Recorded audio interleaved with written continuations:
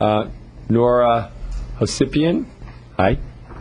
And then Craig Smedman. I'm sorry, let me just call a couple other names so they can get up. Carl Johnson, and then David Gershwin. I don't know who you are, sir. He's Gershwin. Okay, Mr. Great, thank you. Mr. Yes, I'm sorry. Go ahead. Thank you, Mayor and members of the City Council. My name is Nora Hovsepian, and I am a 25-year resident of the City of Santa Monica. I'm also an attorney, and I also sit on the Board of Directors of the Armenian National Committee, Western Region, which is a grassroots advocacy organization concerned with issues pertaining to the Armenian American community. Our organization was consulted by several of the Armenian-owned or operated taxi cab companies who are either based or operate exclusively within the city of Santa Monica, because surrounding cities already have franchises which are monopolized by other companies. The reason that we were consulted is because these companies felt that they were shut out of the selection recommendations of the 5 companies because the process lacked transparency and gave rise to suspicions of discrimination against Armenian-owned companies.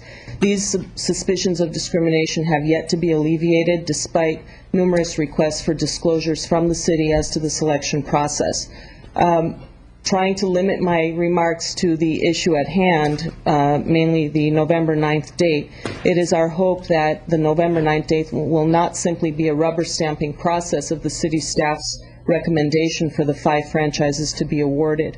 As I stated, we submitted a public records disclosure request to the city in order to try to find out what the itemized scores were pertaining to the 13 applicants for the franchises, 5 of which were recommended. We received a 1-page disclosure, which I believe is in the council's packet as well, which is essentially unintelligible to us. It lists the 13 applicants, and then it has some numbers next to it with no headings as to what those numbers are, what they represent, what the points represent. And thank you. That concludes your time, but I think it's a fair point. So, and I assume that as a lawyer, you're pursuing that in writing with the city attorney. Excuse me. Question from Councilmember Davis. Yeah, I just have a quick question. Are you representing a particular taxi company or a group of taxi companies? Because I guess I'm a little.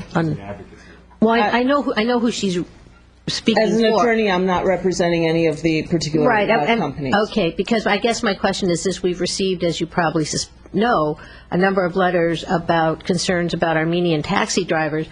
What none of the letters I've seen or that have been sent to me, though, identify which cab companies they drive for. So it's hard for me to evaluate the complaints without knowing that. That's a good point. So that's my question. That would be helpful. I can respond to that. Essentially, out of the 13... I don't think we probably need that now. That would be a really good thing to furnish in writing. I will do that. The names of the companies and their ownership, perhaps, and you pursue the inadequacy of whatever that response is in writing with the city attorney's office. I will do that. Our main concern is that November 5th not be just a rubber stamping process, and if additional information can be disclosed as recommended prior. I think Councilmember Davis just made an excellent point about the people who are contacting you. Okay, thank you very much.